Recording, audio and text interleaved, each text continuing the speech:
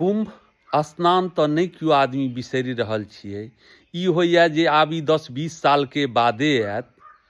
आ माता पिता सेहो वृद्ध छथि घर पर, हुनको बारे में थोड़े सोचियो। कुंभ के बारे में तो जरूर सोचे जाइ छियै जे ई 10-20 साल के बाद फेर आयत, लेकिन माता पिता अगर एहि दुनिया से चलि जेता तो 10-20 साल बाद सेहो नहीं एता। कुंभ तो फेर एतै, लेकिन माता पिता फेर सँ नहीं आयत। तैं लऽ कऽ पहिल काज हमर अहाँके धर्म अइ जे माता पिता के सेवा करू। आ ओहिसँ अगर टाइम बचैए तऽ कुंभ जतऽ इच्छा हुए से काज करू।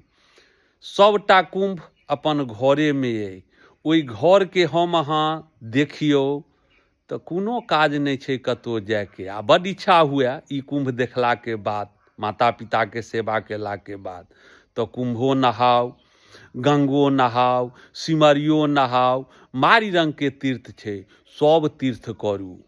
लेकिन ई तीर्थ एक बेर जहन चलि जेता माता पिता तो दोबारा नहीं हमरा अहाँके भेटता। तैं लऽ कऽ कहब जे जीवते में माता पिता के सुख दियौन।